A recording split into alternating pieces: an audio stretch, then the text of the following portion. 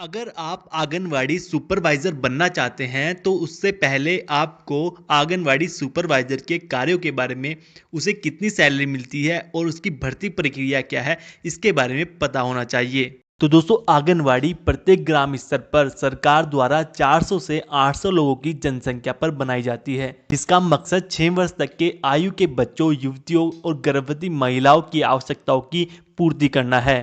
आंगनवाड़ी छोटे बच्चों की आवश्यकताओं तथा देखभाल के बारे में जागरूकता फैलाने का केंद्र भी होता है और प्रत्येक 25 से 40 आंगनवाड़ी कार्यकर्ताओं के लिए एक आंगनवाड़ी सुपरवाइजर नियुक्त होती है, जिसे मुख्य सेविका भी कहा जाता है। आंगनवाड़ी सुपरवाइजर का मेन कार्य आंगनवाड़ी कार्यकर्ताओं, सह सहायिकाओं को मार्गदर्शन प्रदान करना होता है।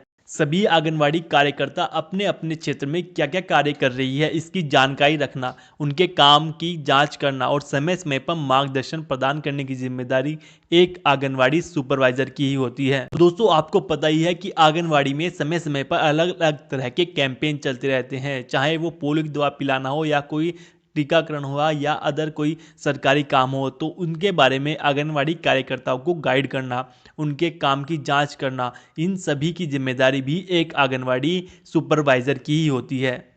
आंगनवाड़ी सुपरवाइज़र के कुछ और कार्यों के बारे में जान लेते हैं, जैसे 6 वर्ष से कम आयु के बच्चों का टीकाकरण, समस्त गर्भवती स्त्रियों के लिए प्रसव पूर्व देखभाल, उनके स्वास्थ्य की जानकारी और उनके टीकाकरण की जिम्मेदारी भी आंगनवाड़ी सुपरवाइज़र की ही होती है। 6 वर्ष से कम आयु के बच्चों के माता पिताओं को मिलना, उसे परामर्श देना आदि की जिम्मेदारी भी एक आंगनवाड़ी सुपरवाइज़र की होती है। पोषण अथवा बीमारी से गंभीर मामलों को अस्पतालों, समुदाय स्वास्थ्य केंद्रों या जिला अस्पतालों को भेजना या 3 से 6 वर्ष की आयु के बच्चों को विद्यालयों पूर्वक शिक्षा प्रदान करना आदि सभी की जिम्मेदारी एक आंगनवाड़ी सुपरवाइज़र की होती है।